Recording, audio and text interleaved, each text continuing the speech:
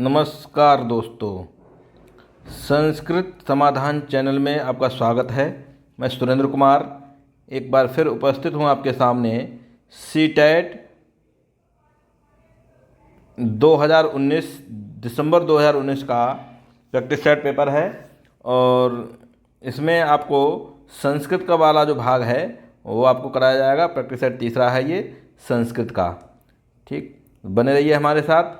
यदि आप इंटरेस्टेड हैं संस्कृत में तो कृपया हमारे चैनल को सब्सक्राइब करें और शेयर करें। आपको पैराग्राफ के सहित पूरे संस्कृत को आपको पढ़ाया जाएगा। पैडालॉजी भी इसमें है। संस्कृत वाली जो पैडालॉजी आती है उसके भी क्वेश्चन कराए जाएंगे। तो बने रहिए हमारे साथ। पाठ शुरू करते हैं।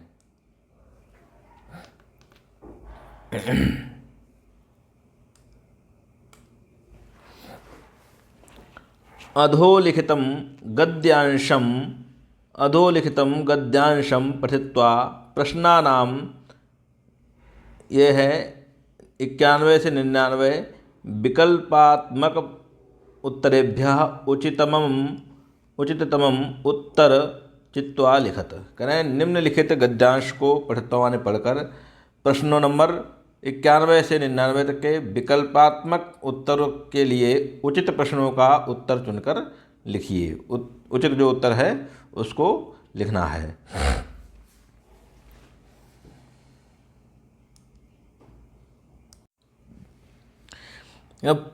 पावन सलिला नर्मदा अस्माकं प्रदेशस्य जीवनदायिनी सरित अस्ति।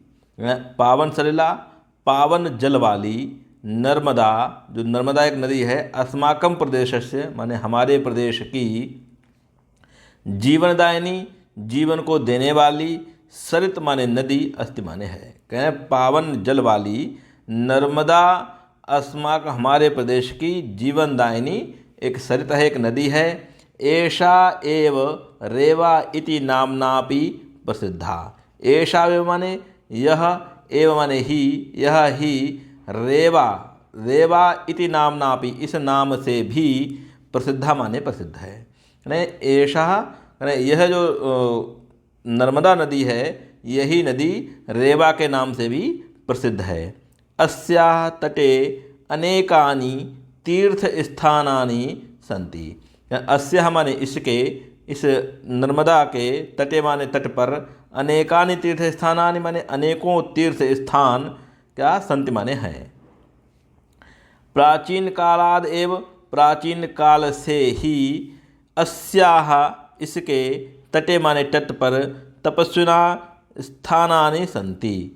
कह रहे हैं कि प्राचीन काल से ही इस रेवा अथवा नर्मदा नदी के तट पर तपस्वियों के स्थान हैं, माने तपस्वियों ने अपना स्थान बनाकर रह रहे हैं। ठीक है। अतः नर्मदायाः परिक्रमणं कृत्वा जनाः आत्मानं धन्यं मन्यन्ते। अतः इसलिए नर्मदायाः, नर्मदा के, परिक्रमण कृत्वा माने परिक्रमा करके, जनाः माने लोग, आत्मानम अपने आप को, धन्यम मन्यन्ते माने धन्य मानते हैं। और अत्रत्यम नैसर्गिकम सौंदर्यम दर्शनीयम, माने अत्र माने यहाँ, अत्यम माने बहुत ही, नैसर्गिकम माने प्राकृतिक, सौंदर्यम माने सौंदर्य को, दर्शनीय माने देखने योग्य। कि यहाँ का जो नैसर्गिक प्राकृतिक जो सौंदर्य है वो दर्शनीय है, देखने योग्य है।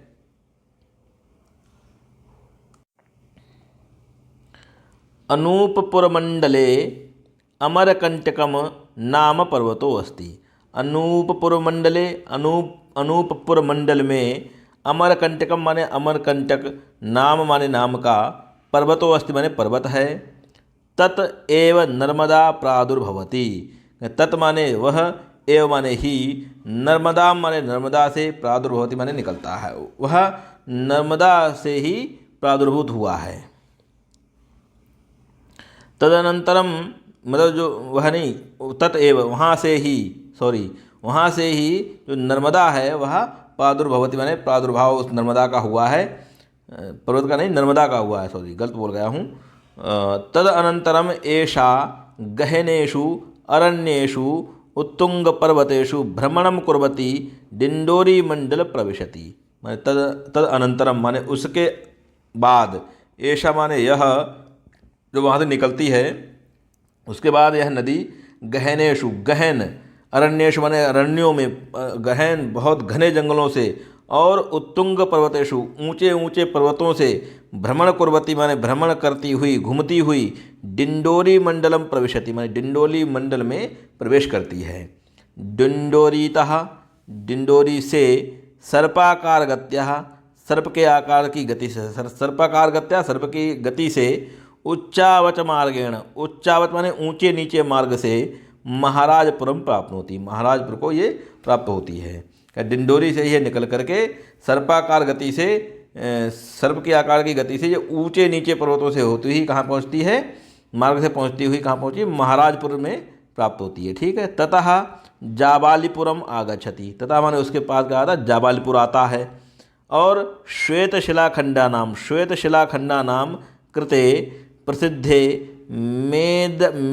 मेड़ा घाट नाम के स्थाने। ठीक है। श्वेत शिलाखंडा नाम कृते, श्वेत शिलाखंडों के लिए प्रसिद्धे माने प्रसिद्ध, मेड़ा घाट नाम के स्थाने धूमधार जलप्रपात स्वरूप धारयति। कहने क्या, धूमधार जलप्रपात का स्वरूप धारण करती है यह नदी। कह रहे हैं कि जब जाबालीपुर पहुंचती है तब श्वेत जो सफ़ेद शिलाखंडों के लिए क्या करती है, ये के लिए जो प्रसिद्ध है जाबालीपुरम, वहाँ मेड़ा घाट नाम के स्थान में ये धुआंधार माने धूमधार जो धुआंधार जलप्रपात है, तो धूमधार जलप्रपात के नाम को ये धारण करती है, स्वरूप को धारण करती है। तद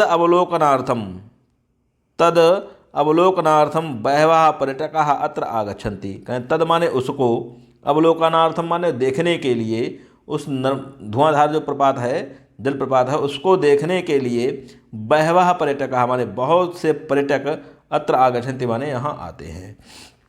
नर्मदा नद्याम एव बरगी इंदिरा सागर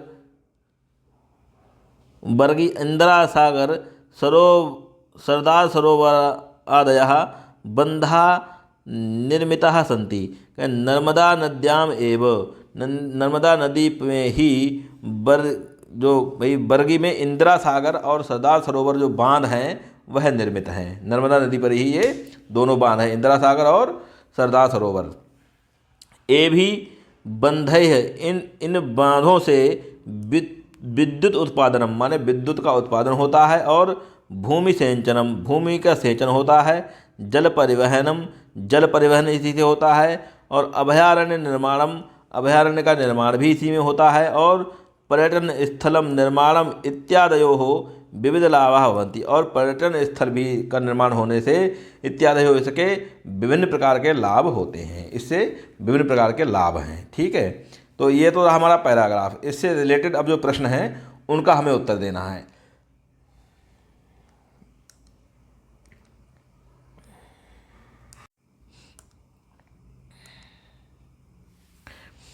प्रश्न नंबर 91, जनाः किम कृत्वा आत्मानं धन्यं मन्यते। लोग किम कृत्वा माने क्या करके, आत्मानं माने अपने आप को, धन्यम मन्यन्ते माने धन्य मानते हैं। लोग क्या करके अपने आप को धन्य मानते हैं, यह इसका प्रश्न का अर्थ होगा।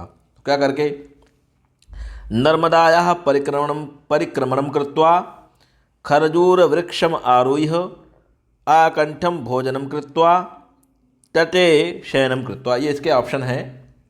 तो नर्मदायाः परिक्रमणं कृत्वा, नर्मदा नदी के परिक्रमा करके, ठीक है, क्या इसको करके धन्य मानते हैं अपने आप को। या खजूर वृक्षम आरोह्य, खजूर वृक्ष है कोई, उस पर चढ़ के अपने आप को धन्य मानते हैं। या आकंठ भोजनम कृत्वा, या पेट भर के, कंठ तक पेट भर लिया है उसको करके अपने आप को धन्य मानते हैं। या तटे शयनम कृत्वा, या उसके तट पर शयन करके अपने आप को धन्य मानते हैं। तो देखो पीछे पढ़ा था अभी हमने पैराग्राफ में कि नर्मदा नदी के तटों का, नर्मदा नदी का परिक्रमा करके लोग अपने आप को धन्य मानते हैं। क्या मानते हैं, धन्य मानते हैं। तो खजूर वृक्षम नहीं होगा, आकंठ भोजनम भी नहीं होगा, तटे शयनम कृत्वा भी नहीं होगा। क्या होगा, नर्मदायाः परिक्रमणम कृत्वा, नर्मदा नदी का परिक्रमा करके लोग अपने आप को धन्य मानते हैं।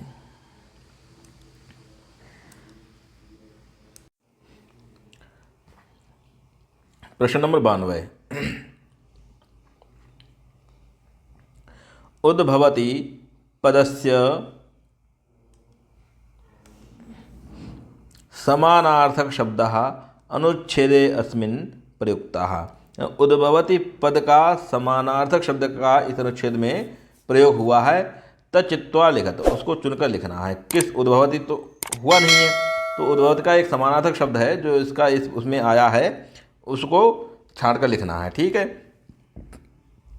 वेगेन धावति,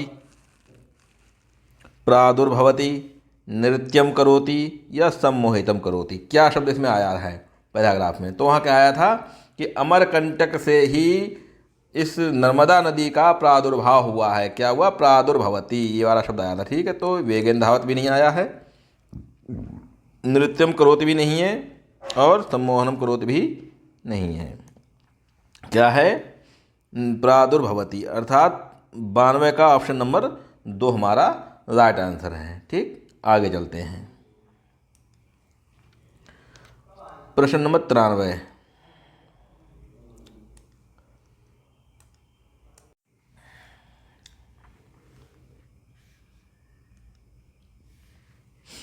नर्मदायाः अपरम नाम अपि अनुच्छेदे प्रयुक्तः तच्चित्वा लिखत। कह रहे हैं कि नर्मदायाः, इसका अर्थ होगा नर्मदायाः अपरम नाम माने दूसरा, नाम अपि माने भी, अनुच्छेदे माने इस पैराग्राफ में, उस अनुच्छेद में, प्रयुक्तः माने प्रयोग हुआ है, तच्चित्वा उसको चुनकर, लिखत माने लिखो, उसको चुनकर बताइए कि इसमें कौन सा आया था। सुता, रेवा, तटम, सिंघी। नर्मदा का दूसरा नाम क्या है ये पूछ रहा है। ठीक है। तो सुता इसका नाम नहीं है, नर्मदा का दूसरा नाम रेवा ये है, तट नहीं है, सिंघी भी नहीं है। क्या आया था? रेवा। नर्मदा नदी को रेवा भी कहा जाता है। तो हमारा ऑप्शन नंबर 93 का 2 सही उत्तर है। क्या है? 93 का दूसरा रेवा। नर्मदा को दूसरा नाम क्या है? रेवा है। ठीक है। ऑप्शन नंबर दूसरा हमारा राइट आंसर है। ठीक, आगे चलते हैं।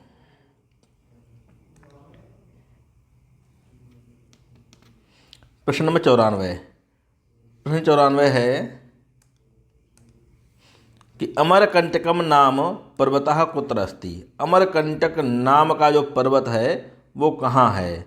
नूपुर मंडल में है, प्रभा मंडल में है, अनूपपुर मंडल और श्रृंगालस्य गुहायाम। कहाँ है? तो कहाँ है? देखो उसमें आया है अभी पैराग्राफ में, क्या आया था कि अनूपपुर मंडले अमरकंटकम पर्वतः अस्ति। क्या है? अनूपपुर मंडल में। तो यहाँ नूपुर मंडल नहीं है, प्रभा मंडल भी नहीं है, अनूपपुर मंडल है, श्रृंगाल गुहायाम भी नहीं है। ठीक है। तो क्या है? अनूपपुर मंडल कहाँ है? अमरकंटक पर्वत अनूपपुर मंडल के अंतर्गत आता है। ठीक है। तो ऑप्शन नंबर हमारा तीसरा राइट आंसर है पैराग्राफ के हिसाब से। आगे चलते हैं।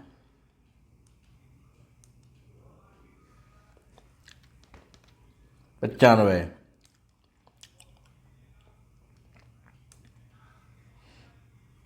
प्रश्न 95 है डिंडोरी स्थानात् इत्यस्य कृते कः शब्दः अनुच्छेदे प्रयुक्तः। डिंडोरी स्थान से इत्यस्य कृते, इसके लिए कौन सा शब्द अनुच्छेद में प्रयुक्त हुआ है उसको चुनकर लिखना है। तो डिंडोरीतः, महरौलीतः, कावेरीतः, मनोहरस्य गृहतः। डिंडोरी स्थानात्, इसका अर्थ है डिंडोरी स्थान से, और डिंडोरीतः इसका ही मतलब हो जाएगा डिंडोरी नामक स्थान से या डिंडोरी से निकलती है। ठीक है। तो महरौलीता नहीं है, कावेरीता नहीं है, और मनोहरस्य गृहता भी नहीं है। क्या है? डिंडोरीतः। क्या है? डिंडोरीतः। ठीक। तो 95 का ऑप्शन नंबर 1 हमारा सही उत्तर है। आगे चलते हैं।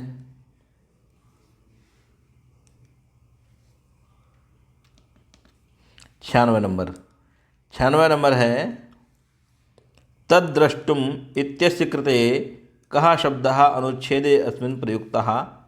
तद्द्रष्टुम, उसको देखने के लिए, उसको देखने के लिए कौन सा शब्द इस अनुच्छेद में प्रयुक्त हुआ है? कि उसको देखने के लिए, इस अर्थ को देने वाला तद्द्रष्टुम, इस अर्थ का मतलब हुआ उसको देखने के लिए, उसको देखने के लिए, ये इसका अर्थ हुआ। ये अर्थ देने वाला, क्या मतलब है इसका, यह अर्थ देने वाला है, या इस अर्थ को कहने के लिए इस अनुच्छेद में, जो अनुच्छेद पीछे आया था उसमें कौन सा शब्द प्रयुक्त हुआ है।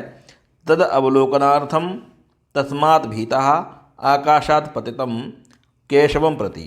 तो तस्मात् भीता माने उससे डरना, आकाशात् से मतलब आकाश से गिरा हुआ, या केशवम प्रति माने केशव के प्रति, केशव के लिए। लेकिन इसमें कोई अर्थ नहीं आ रहा है। क्या, तद अवलोकनार्थम, तद माने उसको, अवलोकनार्थम माने देखने के लिए, उसको देखने के लिए। तो तदृष्टुम की जगह क्या प्रयोग हुआ है, तद अवलोकनार्थम। तो ये भी नहीं है, ये तीसरा आकाश प्रतितम भी नहीं है, केशव प्रति नहीं है। क्या है, तद अवलोकनार्थम। कह रहे हैं द्रष्टुम इत्यस्य कृते, द्रष्टुम इत्यस्य माने इसके लिए, द्रष्टुम का अर्थ क्या है, उसको देखने के लिए। तो इस अर्थ को देने वाला जो शब्द है अनुच्छेद में कौन सा हुआ है, तो अनुच्छेद में कौन सा हुआ है, तद अवलोकनार्थम। तो 96 का ऑप्शन नंबर हमारा क्या हो जाएगा, 1।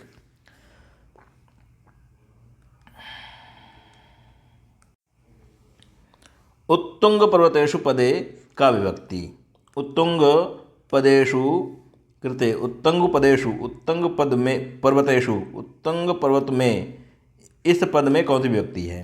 तो देखिए रामेषु, सप्तमी, प्रथमा नहीं है, उत्तुंग पर्वत, उत्तुंग पर्वत है, ठीक है। पुस्तकेषु या पर्वतेषु, पुस्तकासु, इस तरीके से सप्तमी व्यक्ति वाला है, ठीक है। तो चतुर्थी भी नहीं है और तृतीया भी नहीं है। क्या है, उत्तुंग पर्वतेषु, ऊंचे पर्वतों में होती हुई, घूमती हुई ना। तो 97 का ऑप्शन नंबर हमारा हो जाएगा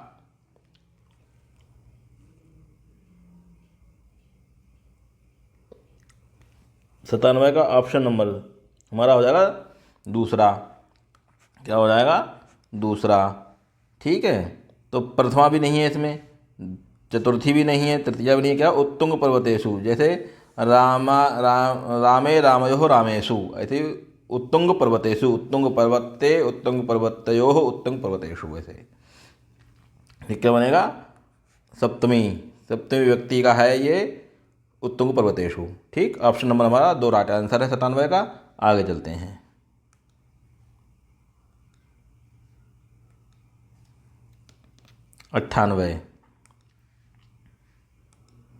98वां है बंधाः इति पदे किम वचनम। बंधा माने इस पद में कौन सा वचन है, कौन सा है, बहुवचन है कि श्रृंगार, श्रृगाल वचन है, एक वचन है या द्विवचन है। तो देखिए एक वचन, इसमें बहुवचन क्या है, बंद बंधो बंधाः, ठीक है, बंधा बंधो बंधाः, बहुवचन, ठीक। श्रृगाल नहीं है, एक वचन भी नहीं है और द्विवचन भी नहीं है। कौन सा है, बहुवचन है। क्या है, बहुवचन है इसका, बंधाः, बहुवचन में बनेगा बंधाः। ठीक, तो 98 का हमारा ऑप्शन नंबर 1 सही उत्तर है।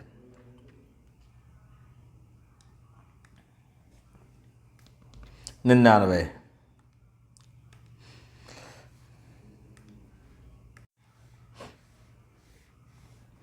का जीवनदायिनी सरित अस्ति। कौन सी जीवनदायिनी माने जीवन को देने वाली सरित माने नदी है। छाता नदी है, नर्मदा नदी है, केलिका नदी है कि मल्लिका है। तो देखिए छाता भी नहीं आई है यहाँ, केलिका भी नहीं है, मल्लिका भी नहीं है। क्या है, नर्मदा नदी कैसी है, जीवनदायिनी। क्या है, जीवनदायिनी नदी ऐसी, रेवा अथवा नर्मदा। ठीक, इसका नाम क्या है, एक रेवा भी है। रेवा अथवा नर्मदा कैसी है, जीवनदायिनी नदियाँ हैं। ओके, तो प्रश्न नंबर 99 का ऑप्शन नंबर 2 सही उत्तर है। आगे चलते हैं। अच्छा, आगे फिर देखिए एक पैराग्राफ आएगा, अधोलिखितान श्लोकान, श्लोकों का है, इसमें पद्य नहीं है। अधोलिखितान श्लोकान, श्लोकान पठित्वा प्रश्नानाम, प्रश्न कहाँ है, 100 से लेकर 105 तक, विकल्पात्मक उत्तरेभ्यः उचिततमम उत्तरम चित्वा लिखत। माने निम्नलिखित श्लोकों को पहले पढ़िए, फिर उसके बाद उसके विकल्पात्मक जो उत्तर हैं उनका चयन कीजिए। ठीक है, तो इसके श्लोक देखते हैं। पहले श्लोक क्या है,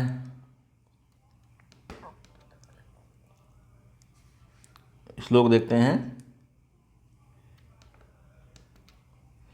विकृतिम, क्या है देखिए, विकृतिम नैव गच्छन्ति संगदोषेण साधवः आवेष्टितं महासर्वै चंदनम न विषायते।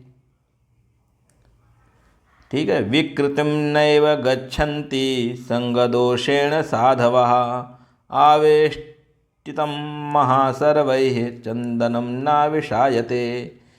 इसका अर्थ होगा कि विकृतम नैव गच्छन्ति, जैसे विकृत नहीं होती है किसका, सज्जन, संग दोषेण साधवा। संग माने सज्जन लोगों की जो संगति है, जो साथ सज्जन लोगों का जो जाना, सज्जनों के साथ में जाना, संगति करना कैसी नहीं, विकृत नहीं होती है।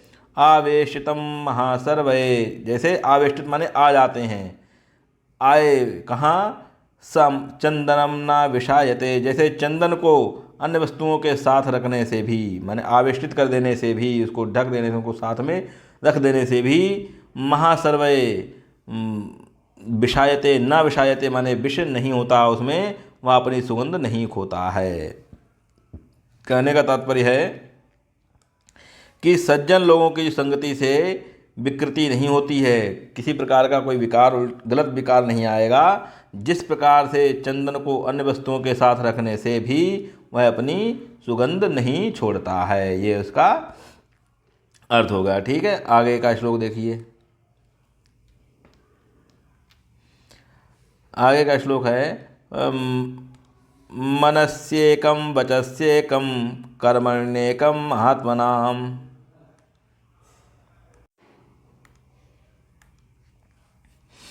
मनस्येकं वचस्येकं कर्मण्येकं महात्मनाम्।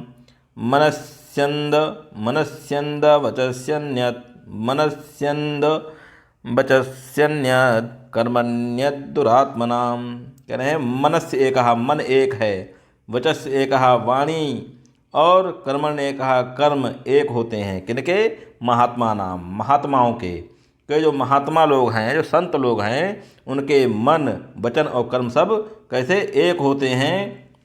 जबकि दुरात्मना नाम माने जो दुरात्मा हैं, जो दुर्जन लोग हैं, उनके लिए मनस अन्यद वचन अन्यद वचस्यन्यद कर्मन अन्यद।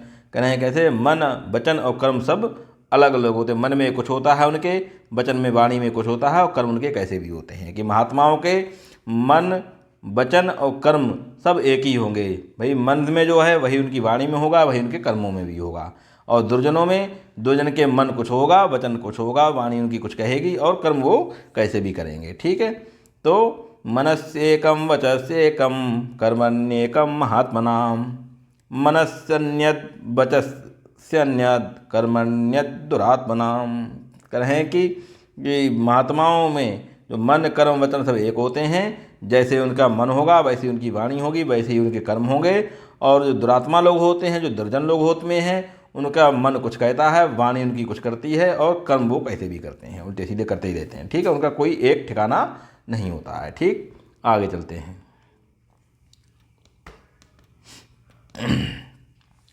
चिंतनीया विपादयादेव प्रतिक्रिया न कूपखननम युक्तम प्रदीप्ते वहनेना गृहे। क्या कहा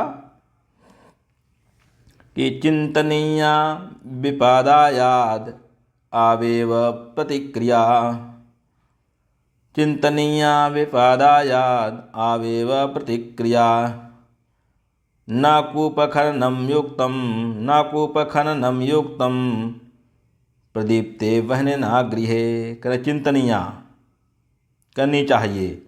क्या करनी चाहिए, विपाद एव, संकट के समय में, विपाद प्रतिक्रिया, संकट के समय ही क्या करना चाहिए, उसका निदान कर लेना चाहिए, उस संकट की तैयारी कर लेनी चाहिए, उस संकट से को निपटने के लिए कर लेना चाहिए। ना कूप खननम कृत्वा, और कूप खननम माने कुएं का खनन, कुआं नहीं खोदना चाहिए। युक्तम कब, प्रदीप्ते वहनना गृहे, कब, जब वहनना माने अग्नि, गृह माने घर में प्रदीप्त हो जाए, जब घर में आग लग जाए उस समय कुआं खोदना व्यर्थ होता है। ठीक है, संकट के समय ही उस संकट की तैयारी कर लेनी चाहिए। संकट आने से पहले या संकट की आशंका होने से पहले ही संकट की तैयारी कर लेनी चाहिए, संकट से निपटने की, क्योंकि घर में आग लगने के बाद कुएं खोदने का कोई महत्व नहीं रह जाता। ठीक है। चिंतनीया विपादायाद वावेव प्रतिक्रिया न कूपखननम कृयुक्तम प्रदीप्ते वहना गृहे। ठीक, आगे चलते हैं, आगे चलते हैं अगले श्लोक की ओर। अगला श्लोक है, कह रहे हैं सेवितव्यो महावृक्षः फलच्छाया समन्वितः यदि दैवात् फलं नास्ति छाया केन निवार्यते।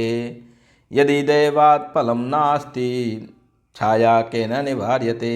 सेवितव्यो महावृक्षा, सेवितव्यो महावृक्षा क्या है? महावृक्ष, महावृक्ष माने बड़े वृक्षों को, बड़े बड़े वृक्षों को क्या करना चाहिए? सेवितव्यो, सेवितव्य हमारे सेवा करनी चाहिए। महावृक्षा सेवितव्यो, बड़े वृक्षों को क्या करना चाहिए? सेवा करनी चाहिए। फलमच्छाया समन्वितः, समन्वित होते हैं कैसे? फल और छाया से। महावृक्षा सेवितव्यो फलच्छाया समन्वितः, कहें बड़े वृक्षों की सेवा करनी चाहिए। क्यों? क्योंकि फल और छाया वो दोनों देते हैं। यदि दैवात् फलम नास्ति, यदि दैवात् माने देववश फलम नास्ति, फल नहीं देते हैं, फल नहीं होते हैं। छाया केन निवार्यते, छाया किसने उसको दूर की है। ठीक है। कह रहे हैं कि सेवितव्यो महावृक्षा, क्या करना है? देखो, महावृक्षा सेवितव्यो फल छाया समन्वितः, महावृक्ष जो बड़े बड़े वृक्ष हैं उनकी सेवा करनी चाहिए, क्योंकि फल और छाया से वह समन्वित होते हैं। बस फल और छाया हमें दोनों ही प्रदान करते हैं। यदि दैवात् फलम नास्ति, यदि दैववश ने फल नहीं दिया तो छाया केन निवार्यते, तो छाया तो मिलेगी ही। छाया किसने उसकी दूर कर दी? कोई नहीं कर पाएगा। ठीक है। तो वही इसका अर्थ है। देखो, बड़े वृक्ष की सेवा करनी चाहिए जो फल और छाया दोनों प्रदान करता है। यदि फल ना मिले तो कम से कम छाया तो मिलेगी ही, छाया को कोई निवारण नहीं कर सकता। ठीक है, आगे चलते हैं।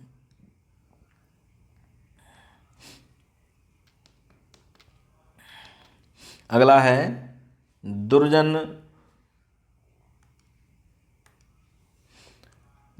सर्पदुर्जनयोर्मध्ये, सर्पदुर्जनयोर्मध्ये वरम सर्पम न दुर्जनम।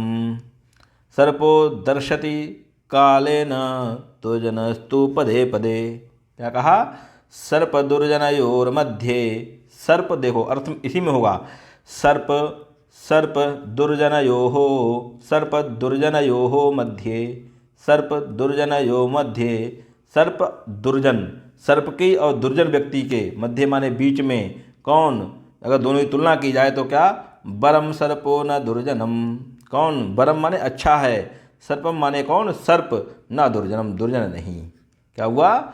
यदि आपको सर्प और दुर्जन के मध्य में अगर सामंजस्य बिठाना है तो उन दोनों में दुर्जन को छोड़ देना चाहिए, सर्प को वर्ण करना चाहिए। सर्प ज़्यादा अच्छा है। क्या करें? सर्पो दर्शते कालेन, शब दर्शता है, सर्प क्या करता है? दंश करता है, काटता है। शब डसता है तो कब? कालेन, काल से, समय से। सर्पदर्शेन कालेन, सर्प दर्श्यते कालेन दुर्जनस्तु पदे पदे। और दुर्जन क्या है? हमेशा आपकी हानि पहुंचाता रहेगा। ठीक है। हमेशा ही आपको पद पद पर, पग पग पर, हर पग पर आपको दुर्जन क्या है? डसता रहेगा, आपको हानि पहुंचाता रहेगा। ठीक है। वही देखो इसका अर्थ है, सर्प और दुर्जन में से सर्प बेहतर है, क्योंकि सर्प तो समय के साथ मर जाता है, या वह सर्प का समय के साथ डसता है या काटता है, लेकिन जो दुर्जन हर समय हानि पहुंचाता रहता है। ठीक है। मर जाना है या डसना, दंश करता है। ठीक, वो काटता है। ठीक, आगे चलते हैं।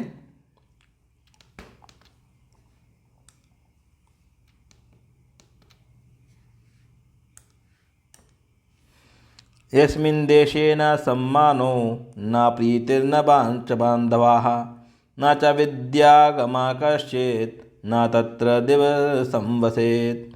यस्मिन् देशे, यस्मिन् उस देश में, जिस देश में न सम्मानो न प्रीति न च बांधवा, न सम्मान है न प्रीति है और न बांधव हैं, न च विद्यागमः, और न विद्या का कोई आगम है, न विद्या प्राप्त होती है, तो कश्चित न तत्र दिवसम भवेत वसेत। वो कश्चित माने किसी को भी, किसी का भी, तत्र माने वहाँ, एक दिन भी रहना क्या है, व्यर्थ है, कि उस देश में रहना व्यर्थ है, उस देश में एक दिन भी रहना व्यर्थ है जहाँ सम्मान नहीं है, प्रीति नहीं है, बंधु बांधव नहीं है और विद्या की प्राप्ति नहीं होती है।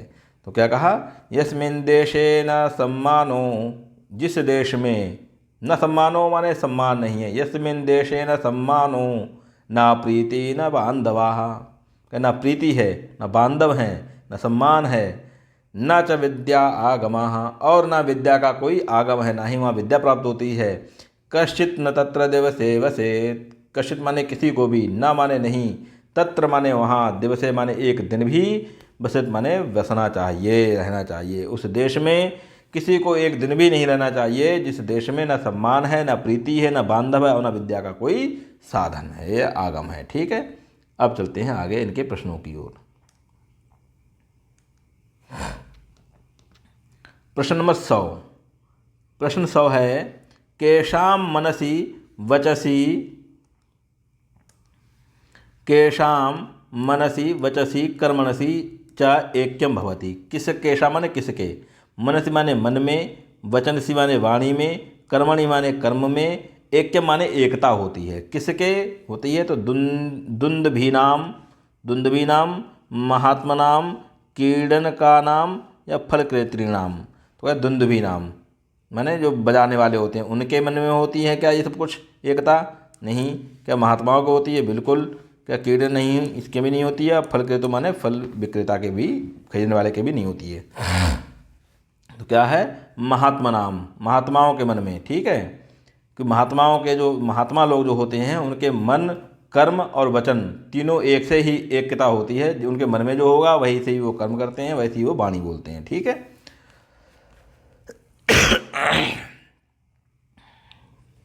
तो 100 का ऑप्शन नंबर हमारा दूसरा सही उत्तर है। आगे चलते हैं। 101 है, वह्निना प्रदीप्ते गृहे किम न युक्तम भवति। वह्निना माने अग्नि से, प्रदीप्त गृहे माने जलते हुए घर में क्या युक्त नहीं होता है। जल संरक्षणम, कूप खननम, केवल धावनम, क्षौर कर्मम। तो कह रहे हैं कि जल का संरक्षण करना युक्त नहीं होता है। ठीक है, ये नहीं होता है, ये सही नहीं है। क्या, कूप खननम, कुएं का खोदना, या जल धावनम, केवल धावनम, केवल भाजना, या क्षौर कर्म। तो कह रहे हैं, देखिए क्या कहा कि बहना प्रदीप्त गृह, जब घर में आग लग जाए तो कुआं खोदना युक्त नहीं होता है, पहले से ही उसकी तैयारी रखनी चाहिए। ठीक है, तो ऑप्शन नंबर क्या है, दूसरा हमारा राइट आंसर है। 101 का दूसरा हमारा राइट आंसर है। ठीक है, कूप खननम, क्या कहा, बहन जब घर में आग लग जाए तो कुआं खोदना अच्छा नहीं है, ये युक्त नहीं है, पहले से ही उसकी तैयारी रखनी चाहिए। ठीक है, आगे चलते हैं।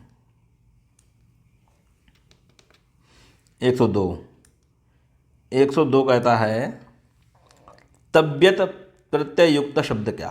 तब्यत प्रत्यय से युक्त शब्द क्या है? सेवनीय। इसमें क्या है, अनियर प्रत्यय है। क्या है, अनियर है। सेवितव्य, पठनीय, पर्वतः। तो सेवितव्य में तब्यत प्रत्यय क्या है, तब्यत प्रत्यय है। पठनीय में अनियर प्रत्यय है और पर्वतः में कता प्रत्यय हो जाएगा। तो ठीक है, आगे देखिए। तो क्या कहा, तब्यत प्रत्यय युक्त, युतः शब्द कहा। तब्यत प्रत्यय कौन से शब्द में है? तो किस में है, सेवितव्या में।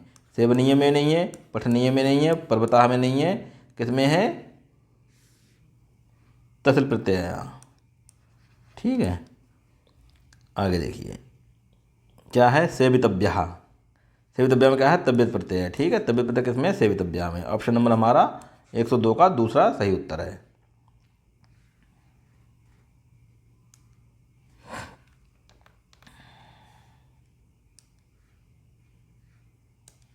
103 दर्शनम करोति, दर्शनम करोति इति पदस्य समानार्थक शब्द श्लोके प्रयुक्तः तच्चित्वा लेखत। कहें दर्शनम करोति, देखना, दर्शन करना, इस पद का समानार्थक शब्द श्लोक में प्रयुक्त हुआ है। ठीक है, श्लोक में प्रयुक्त हुआ है, उसको चुनकर लिखना है। क्या खादति है, भक्षयति है, दशति है, खादनम करोति है। अच्छा, दर्शति क्या है? दशनम, दशनम करोति, दशन करता है माने काटता है, तो इसका क्या होगा समानार्थक शब्द? समानार्थक शब्द जो होगा इसका 103 का, खादति नहीं है, भक्षयति ये भी नहीं है, दशति क्या है? दशति। खादनम करोति ये भी नहीं है, क्या है? दशति। दशनम का समानार्थक दशनम करोति माने दंश करता है, या दशति माने दश करता है, ये हो जाएगा। ठीक है, दश करता है, दंश करता है, डसता है, वहाँ भी डसता है। ठीक है, ये ऑप्शन नंबर 103 का ऑप्शन नंबर तीसरा हमारा सही उत्तर है। ठीक, आगे चलते हैं। 104 यस्मिन् स्थाने इति पदस्य कृते, जिस स्थान में इति पदस्य इस स्थान के लिए कहा शब्द श्लोके प्रयुक्तः तच्चित्वा लिखो। यस्मिन् तडागे, यस्मिन् सरोवरे, यस्मिन् देशे, यस्मिन् वृक्षे। तो क्या था? यस्मिन् देशे, जिस देश में न बंधु है, न बांधव है, न विद्या है, ये सब कुछ आया था ना, तो कहा था यस्मिन् देशे। यस्मिन् तडागे भी नहीं है, यस्मिन् सरोवरे भी नहीं है, यस्मिन् वृक्षे भी नहीं है, क्या है? यस्मिन् देशे। ठीक, श्लोक आया था, श्लोक में आया था यस्मिन् देशे। यस्मिन् देशे न महात्मा लोग हैं, ना किसी सज्जन की संगति है, ना आपके बांधव है, ना विद्या का कोई आगम है, तो ऐसे देश में एक दिन भी रहना व्यर्थ है। ठीक, वैसे देश में नहीं रहना चाहिए। ये श्लोक आया था पीछे, वही पूछा कि यस्मिन स्थान है, जिस स्थान में इस पद के लिए क्या शब्द प्रयोग हुआ है, उस श्लोक का चुनकर लिखना है। क्या? तो इसमिन देशे आया है। ठीक है, जिस देश में। ऑप्शन नंबर तीसरा हमारा सही उत्तर है। आगे चलते हैं। ऑप्शन नंबर 5, 105 105 कहता है कि संग दोषेण के विकृतिम न गच्छति। संग दोषेण, संग के दोष के क्या विकृतिम न, मानवाः, जंतवाः, साधवाः, धुंधकारिण्यः। तो संग दोषेण, किसके संग दोष से? साधुओं के संग के दोष से। के विकृतिम न गच्छन्ति, किसके संगति से आदमी विकृत नहीं होता है? तो किसके? मानवों से नहीं, ये नहीं है। जंतुओं के, ये भी नहीं है। साधवा माने साधुओं के, क्या है? साधुओं के, धुंधकारिण्या धुंधकारी के। तो कह रहे हैं साधुओं के, साधुओं की संगति से कोई विकृत नहीं होता है, किसी की विकृति नहीं होती है। ठीक है, ऑप्शन नंबर 105 का प्रश्न नंबर 105 का क्या है? ऑप्शन नंबर 3 सही उत्तर है। ठीक, आगे चलते हैं।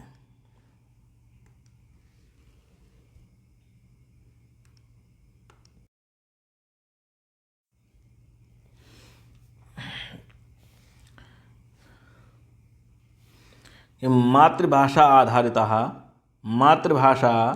आधारिता बहुभाषावाद नाम किम। मातृभाषा पर आधारित जो बहुभाषावाद है वह क्या है? ठीक, ये इसका हिंदी वर्जन है, हिंदी अर्थ हुआ। तो इसका जो ऑप्शन नंबर है 106 का ऑप्शन सही होगा। केवलम मातृभाषाया अधिगम, केवल मातृभाषा का अधिगम, मातृभाषा माध्यमेन अधिगमः, मातृभाषा के माध्यम से अधिगम, या प्रथमं मातृभाषाया अधिगमः तदनन्तरम अधिकानां भाषाणां योगः, या अनेक भाषाणां विदेशी भाषाणां च मातृभाषा रूपेण अध्ययनम। यानी अनेक भाषाओं की और विदेशी भाषाओं में मातृभाषा के रूप में अध्ययन करना। ठीक, कह रहे हैं बहुभाषावाद किसका नाम है? मातृभाषा पर आधारित जो बहुभाषावाद है वो क्या है? तो केवल मातृभाषा ये भी नहीं होगा। मातृभाषा माध्यम में अधिगम कराना, मातृभाषा के माध्यम से अधिगम कराने में इसमें भी नहीं होगा। क्या होगा? प्रथम मातृभाषा। प्रश्न नंबर 106 का क्या होगा? तीसरा ऑप्शन होगा प्रथम मातृभाषा, पहले मातृभाषा का अधिगम हो, उसके बाद अधिकानाम भाषाणाम योग, अधिक भाषाओं का भी योग हो सकता है। तो राइट आंसर हमारा होगा 103। कि 104 भी नहीं होगा, 4 भी नहीं होगा। 106 का तीसरा राइट आंसर है, ये भी नहीं है। ठीक, तो 106 का प्रश्न नंबर 106 का सही ऑप्शन है तीसरा। प्रथम मातृभाषा का अधिगम, पहले मातृभाषा को सिखाया जाएगा, उसके बाद अधिक भाषाओं का योग उसमें किया जाना चाहिए। ठीक, यही उसका बहुभाषावाद है। ठीक, आगे चलते हैं।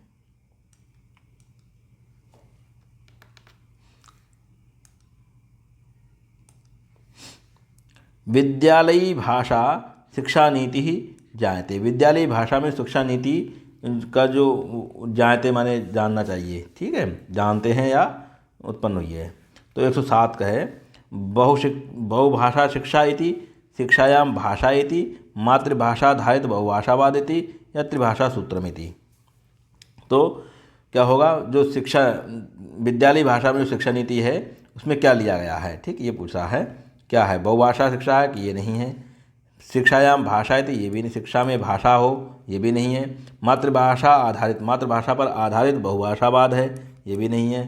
तो क्या है, तो 107 का ऑप्शन नंबर 4 त्रिभाषा सूत्रम। क्या है, 3 भाषा सूत्र की, एक हिंदी, एक इंग्लिश और एक कोई तीसरी भाषा, ठीक। इस प्रकार से त्रिभाषा सूत्र लागू किया गया है शिक्षा नीति में, ठीक। आगे चलते हैं।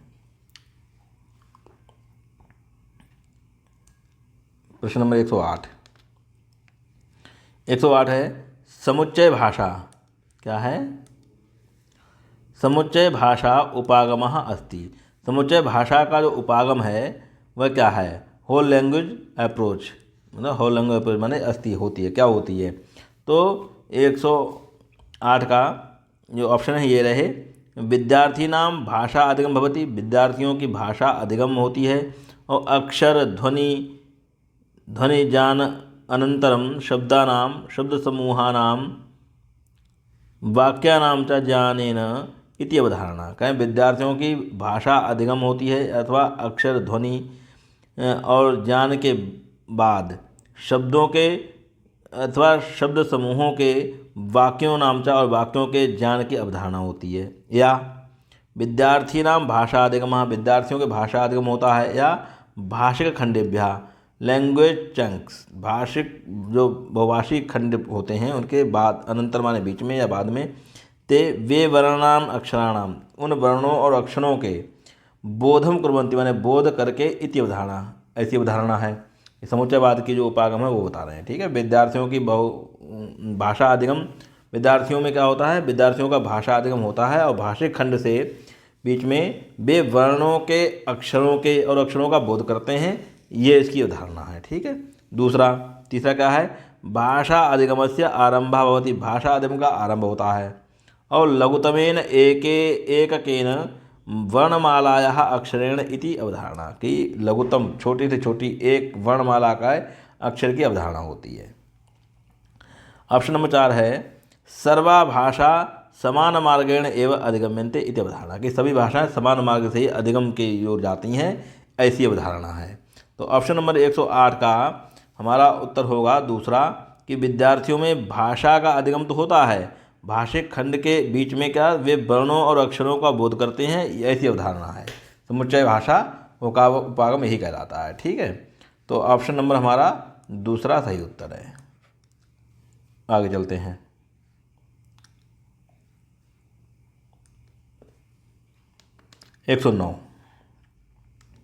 प्रश्न नंबर 109 है भाषा अधिगमार्थ। भाषा अधिगम के लिए कंठस्थीकरणम अंग रूपेण भाषा शिक्षणस्य का उपगमः स्वीकरोति।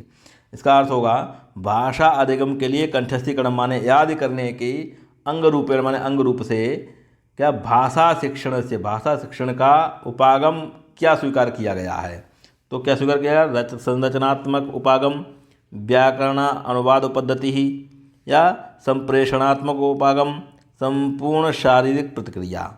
109 तो संरचनात्मक उपागम नहीं है। क्या भाषा अधिगम के लिए कंठस्थीकरण का जो अंग रूप है भाषा शिक्षण का कौन सा उपागम किया गया, तो कौन सा किया गया है, व्याकरण अनुवाद पद्धति। हाँ, व्याकरण और अनुवाद की पद्धति भाई कंठस्थीकरण के व्याकरण की है। तो 109 का ऑप्शन नंबर 2 हमारा सही उत्तर है, तीसरा भी नहीं है, चौथा भी नहीं है, ठीक है। व्याकरण अनुवाद पद्धति ही, ग्रामर एंड ट्रांसलेशन मेथड, ये क्या है, भाषा अधिगम के लिए कंठस्थीकरण के अंग रूप से भाषा शिक्षण का उपागम स्वीकार किया गया है। भाषा शिक्षण का जो उपागम है क्या है, पहले व्याकरण फिर अनुवाद पद्धति सिखाई जाएगी, ठीक है। आगे चलते हैं। 110 काव्या एका भाषा शिक्षका अस्ति। क्या है, काव्या एक भाषा की शिक्षिका है। सा विषयानुगुणं शब्दानाम् आहरणं कर्तुं तेषां सहगामी शब्दानां च आहरणं कर्तुं छात्रान् निर्देशति। वह विषय के अनुरूप शब्दों का आहरण माने आहरण करके, शब्दों को लेकर के क्या करती है, उनका चयन करती है, और सहगामी शब्द, उसके जो सहगामी शब्द होते हैं उनको आहरण करने के लिए छात्रा निर्देशित, छात्रों का निर्देशित करती है। ऐसा योजना पद्धति जायते, ऐसी इस योजना अथवा पद्धति को क्या कहते हैं, ठीक है, विन्यास कहते हैं, शब्द जाल कहते हैं, शब्द क्रीड़ा कहते हैं, शब्द निर्माण कहते हैं। इसे क्या कहते हैं कि काव्या एक भाषा की शिक्षिका है, वह बहुत से विषय के अनुरूप क्या करती है, शब्दों का आहरण करती है, और उसी के सहगामी शब्दों को आहरण करने के लिए छात्रों से भी कहती है कि उसके समान शब्दों को चुनना है, ठीक है। तो इसको क्या कहते हैं, इसको कहते हैं विन्यास, विन्यासा है थी, क्या कहते हैं, विन्यास कहते हैं, क्या कहते हैं, विन्यास, ठीक।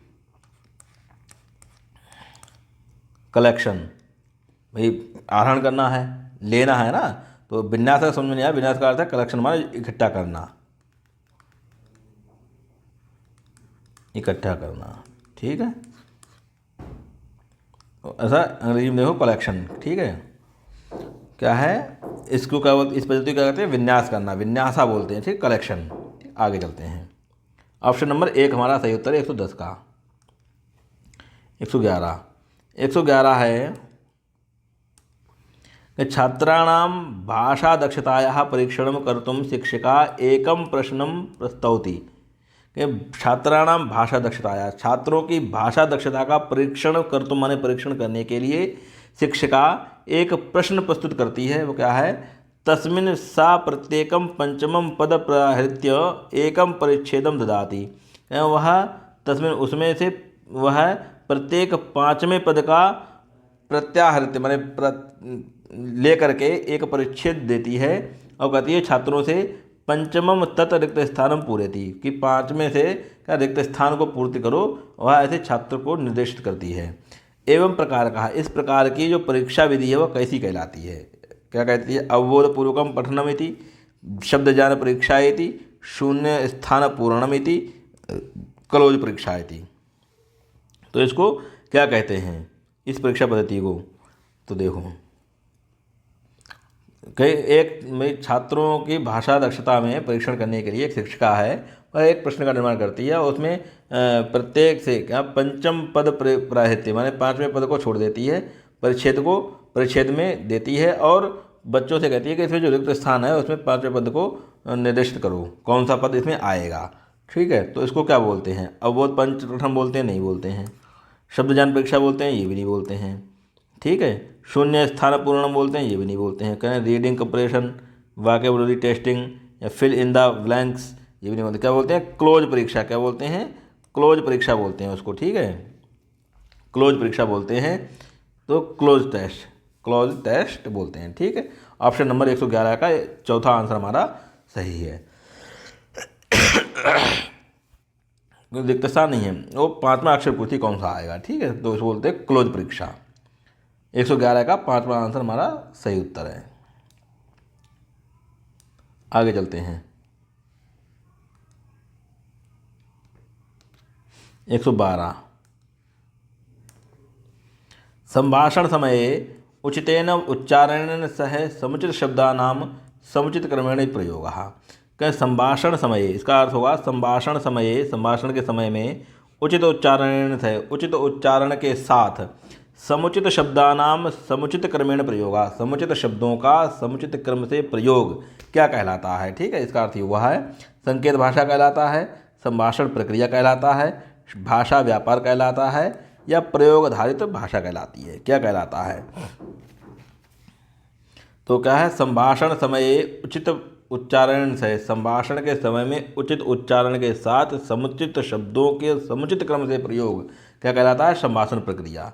संकेत भाषा नहीं है, वो भाषा का व्यापार भी नहीं है, प्रयोग आधारित भाषा भी नहीं है, क्या है, संभाषण प्रक्रिया है। ऑप्शन नंबर 2 हमारा, कि भाई संभाषण तो कर रहा है तो कौन सी प्रक्रिया हो जाएगी, संभाषण प्रक्रिया हो जाएगी, ठीक। ऑप्शन नंबर 2 हमारा इसमें राइट आंसर होगा। संकेत भाषा तो आपको बताई दी थी, आ से अनार, तो हाँ संकेत क्या था, अनार एक संकेत दिया गया है, ठीक, इस प्रकार की होती है। यदि भाषा व्यापार दूसरा है, ठीक। तो ये क्या है, संभाषण प्रक्रिया होती है। ठीक है, आगे चलिए। 113 है कथाकथनम एकम शिक्षणशास्त्रीयम उपकरणम अस्ति। कथा को कहना एक शिक्षण शास्त्रीय उपकरण है। तस्य उपयोगः कृते, उसका उपयोग कीजिए। कहते श्रवण गतिविधौ छात्रान नियोजितम। श्रवण कितने प्रकार से छात्रों के लिए नियोजित करता है। और छात्राणाम संभाषण कौशल से विकासार्थम, छात्रों के संभाषण कौशल का ये विकास करता है। अथवा भाषा साहित्य कौशल से विकासार्थम, भाषा साहित्य के विकास के लिए ये विकास कौशल का विकास करता है। या कक्षायाम अनुशासनम पालयितुम, कक्षा में अनुशासन का पालन करता है। कथा कथनम एकम शिक्षण शास्त्रीय उपकरणम अस्ति। कथा कथन एक शिक्षण शास्त्रीय उपकरण है। इसका उपयोग कैसे होगा, ठीक है। तो कैसे होगा, श्रवण विधि छात्रान, ये नहीं है। छात्राणाम संभाषण कौशल, तो छात्रों का संभाषण कौशल कथा कथन से नहीं आएगा। ठीक है। और क्या होगा, भाषा साहित्य कौशल से विकास। तो भाषा साहित्य के कौशल का विकास अवश्य होगा। भाई कथा सुनने से और उसको कहने से शिक्षण शास्त्रीय उपकरण जो है उससे क्या होएगा, भाषा साहित्य और कौशल का विकास होगा। बाकी इसमें कुछ नहीं है। ऑप्शन नंबर हमारा 113 का तीसरा ऑप्शन हमारा सही उत्तर है। क्या है, 113 का तीसरा सही उत्तर है, भाषा साहित्य कौशलम विकासार्थम। ठीक, आगे चलते हैं। 114 क्या कहता है, देखिए। ससंदर्भ व्याकरणम नाम, संदर्भ सहित व्याकरण किसका नाम है, किसका नाम है। 114 में देखिए, पुनः पुनः अभ्यास बलेन व्याकरण से अधिगमन। के ससंदर्भ सहित जो व्याकरण है वो नाम किसका है, किसका नाम बता रहे हैं। देखो, बार बार पुनः पुनः अभ्यास बल से व्याकरण का अधिगम करना है।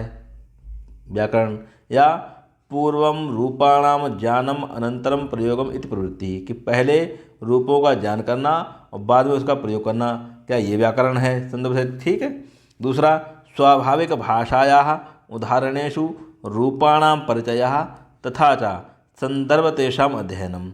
स्वाभाविक भाषायाः उदाहरणेषु, स्वाभाविक भाषा के उदाहरणों में रूपाणाम परिचय है, जो रूपों का जो परिचय है उन, और संदर्भ तेषाम, संदर्भ में उनका अध्ययन करना। भाई उसी के संदर्भ में उनका अध्ययन करना, क्या ये व्याकरण है। या व्यवस्थित संरचना माध्यमेन रूपाणाम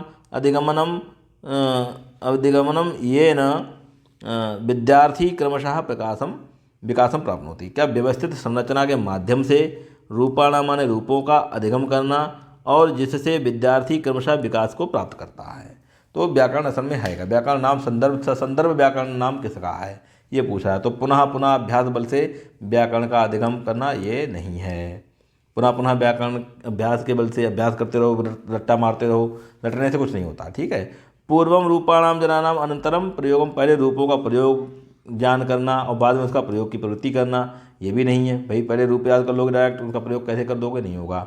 तो स्वाभाविक भाषाया उदाहरणेषु रूपाणाम परिचयः, स्वाभाविक भाषा के उदाहरणों का रूपों का परिचय तथा उसी प्रकार से संदर्भ, उसी संदर्भ में क्या तेषाम अध्ययन, उनका अध्ययन करना। ठीक, यही है। और चौथा भी इसमें नहीं है। ठीक है। ऑप्शन नंबर 114 का क्या हो जाएगा, 13वां ऑप्शन हमारा राइट आंसर है। क्या है, 13वां आंसर हमारा राइट है, तीसरा। ठीक, ये भी नहीं है, ये भी नहीं है और ये भी नहीं। क्या है, तीसरा आंसर। स्वाभाविक भाषायाः उदाहरणेषु रूपाणाम परिचयः, स्वाभाविक भाषा के उदाहरणों में रूपों का परिचय और उसी के संदर्भ में उसका अध्ययन। ठीक है, आगे चलते हैं।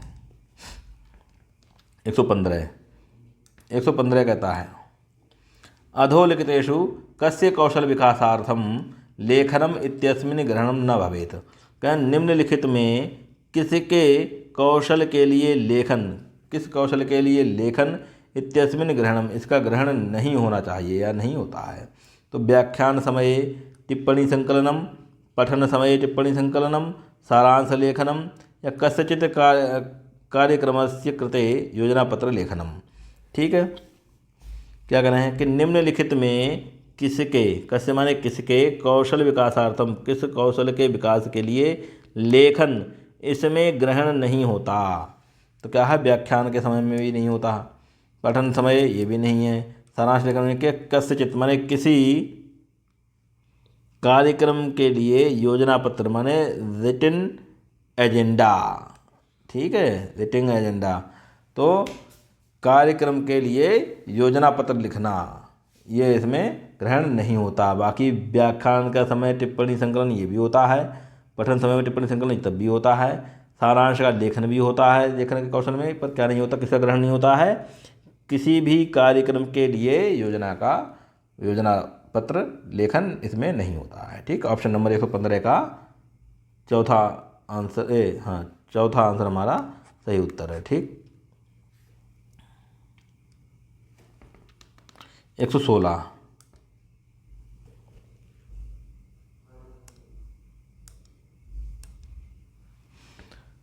पाठ्यपुस्तक निर्मातारः वृत्तपत्र पत्रादिक मूललेखेभ्यः पाठान् कविता वर्णनानि समाहृत्य पाठ्यपुस्तकेषु नियोजयन्ति किमर्थम्।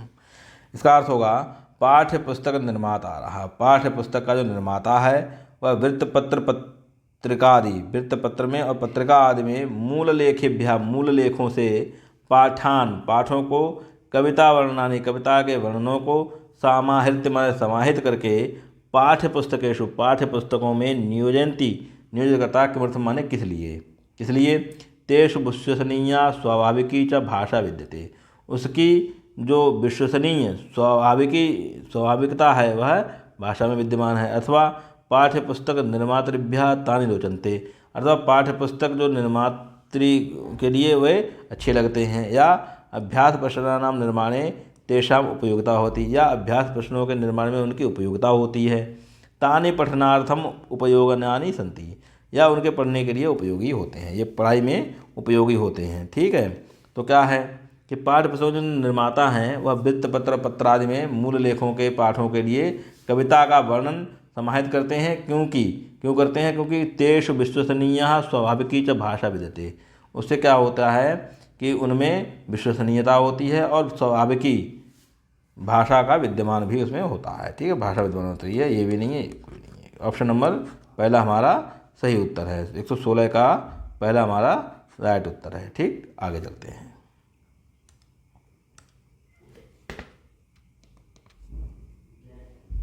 एक सौ सत्रह है शिक्षकः एकं पाठं स्वगत्या पठति, विद्यार्थिनः समूहेषु विभज्य मुख्यबिन्दून् आदाय पाठस्य पुनर्निर्माणं कुर्वन्ति, एवं विधं कार्यमस्ति। शिक्षकः एकं पाठं स्वगत्या पठति, क्या है, शिक्षक एक पाठ को अपनी गति से पढ़ता है। विद्यार्थिनः समूहेषु, विद्यार्थियों के समूह में, विभज्य माने विभक्त, मुख्य बिंदुओं को आदाय माने लेकर के, विद्यार्थियों का जो समूह है उनमें से जो मुख्य बिंदु समूहों को विभाग करके, मुख्य बिंदुओं को आदाय माने लेकर के पाठ से पुनर्निर्माण करो, तो पाठ का क्या करते हैं, पुनः निर्माण करता है। एवं विधम, इस प्रकार का कार्य है, इस प्रकार जो कार्य है वो क्या है। ठीक है, शिक्षक एक पाठ को अपनी गति से पढ़ता है और विद्यार्थियों के समूह में विभाग करके मुख्य बिंदुओं को लेकर के पाठ का पुनः निर्माण करता है। इस विधि को क्या कहते हैं? श्रुतलेख कहते हैं, व्याकरण श्रुतलेखः कहते हैं, कार्य से पुनर्लेखन कहते हैं, या पारस्परिक श्रुतलेख कहते हैं। क्या कहा जाता है इस विधि को? तो इस विधि को कहते हैं व्याकरण श्रुतलेखः। क्या बोलते हैं?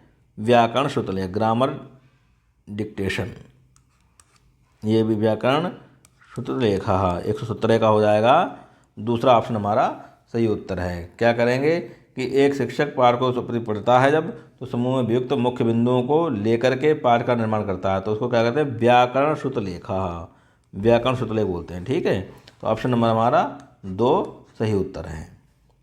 चलते हैं आगे। 118 प्रथम भाषा विकासः साधारणतया ज्ञाते। प्रथम भाषा विकास साधारणता क्या है, तो उसको कैसे ज्ञात करते हैं? तो अधिगम इति,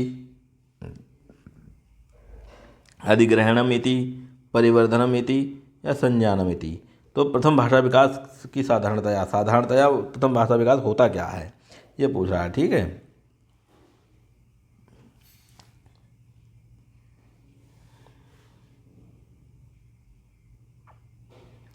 तो अधिगम होता है नहीं। अधिग्रहणम, अधिग्रहण, हाँ अधिग्रहण होता है, ठीक। परिवर्धन होता है नहीं होता है। संज्ञान होता नहीं होता है। प्रथम भाषा विकास क्या होता है? अधिग्रहण। क्या होता है? अधिग्रहण होता है। भाई उसको हम ग्रहण, प्रथम भाषा का जब विकास होगा किसी का तो क्या करेगा? वो किसी चीज़ को ग्रहण ही तो करेगा, अधिगम सीखेगा तो नहीं, पहले ग्रहण करेगा उसको। तो यही है प्रथम भाषा विकास, क्या है? यही अधिग्रहण है, ठीक है। तो अधिगमः नहीं है, परिवर्धनम नहीं है, संज्ञानम नहीं, क्या है? अधिग्रहण। तो 118 का ऑप्शन नंबर दूसरा हमारा सही उत्तर है, अधिग्रहणम, ठीक। आगे चलते हैं 119 की ओर। कस्यांश्चित् शिक्षिकायाः कक्षायां छात्राणां मातृभाषा विभिन्ना सन्ति। कस्यांश्चित् शिक्षा, कस्यांश्चित् माने किसी शिक्षिका की कक्षाएं माने कक्षा में छात्राणाम छात्रों की मातृभाषा, मातृभाषाएं कैसी हैं? विभिन्ना सन्ति, विभिन्न हैं। सा प्रत्येकम छात्र स्वस्वभाषया परस्परम अभिवादयितुं निर्दिशति। वह प्रत्येक छात्र को अपनी अपनी भाषा के ये परस्परम माने आपस में अभिवादन करने के लिए निर्देशित करती है। प्रतिदिन छात्राः विभिन्न भाषाणां शब्दैः, प्रतिदिन छात्र क्या है? विभिन्न भाषाओं के शब्दों के सह माने साथ परिचयार्थम प्रयत्नशीला भवन्ति, परिचय के लिए प्रयत्नशील होते हैं। प्रतिदिन छात्र क्या है? विभिन्न भाषाओं के शब्दों के साथ परिचय के लिए प्रयत्नशील होते हैं, वो अपने भाषा में करते हैं। एवं शिक्षिका साधन रूपेण अधोलिखितेषु कथम आश्रयति। इस प्रकार से जो शिक्षिका है वह साधन रूप से निम्नलिखित में किसका आश्रय लेगी? किसका लेगी? संसाधन रूपेण बहुभाषावाद का लेगी, बहुभाषिकता का लेगी, योजना रूपेण विभिन्नता का लेगी, या भाषाइक्यवाद का लेगी, ठीक। तो 119 का क्या होगा? संसाधन रूपेण बहुभाषावाद। भाई जो मल्टी लैंग्वेजम एज ए रिसोर्स जो होंगे, भाई वो कैसे, उसे को कैसे पता? उसको सारी भाषा नहीं आती होंगी, टीचिंग भाई जो शिक्षिका है उसको, तो वो क्या करेगी? जो संसाधन होंगे वहाँ बहुभाषावाद के, भाई एक ट्रांसलेटर होगा, कोई भी जो साधन होंगे उसको जो ट्रांसलेट करके तुरंत बताएगा कि ये बच्चा क्या कह रहा है, ठीक है। तो इसको क्या करेगी? वह आशय किसका लेगी? संसाधन रूप जो बहुभाषावाद है, मल्टी लैंग्वेजम एज ए रिसोर्स होंगे, भाई जो उसके साधन होंगे उसी से पता करेगी ये क्या कह रहा है। बहुभाषिकता का कोई मतलब नहीं है यहाँ, ठीक है। तो ये भी नहीं है, योजना रूपेण विभिन्नता भी नहीं है, भाषाइक्यवाद भी नहीं है, क्या है? संसाधन रूपेण बहुभाषावाद, ठीक। ऑप्शन नंबर हमारा एक सही उत्तर है। 119 का ऑप्शन नंबर एक हमारा सही उत्तर होगा, ठीक है। कौन सा होगा? एक सही उत्तर होगा, ये भी नहीं होगा, ये भी नहीं होगा, ठीक। ऑप्शन नंबर एक हमारा सही उत्तर है। आगे चलते हैं 120 और आज के सेशन का अंतिम प्रश्न।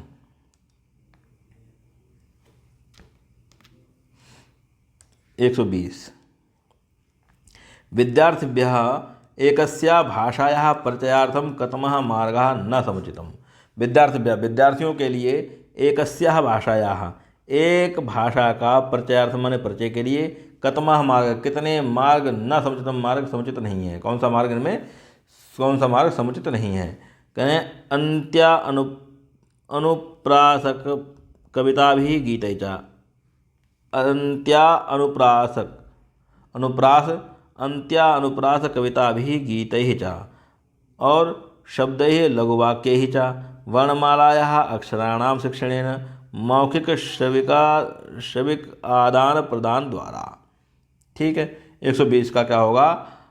अंत्य अनुप्रास कविता भी कविताओं के गीतों से, या गीतैः च और गीतों से, या शब्दैः माने शब्दों के द्वारा, या लघु वाक्यों के द्वारा।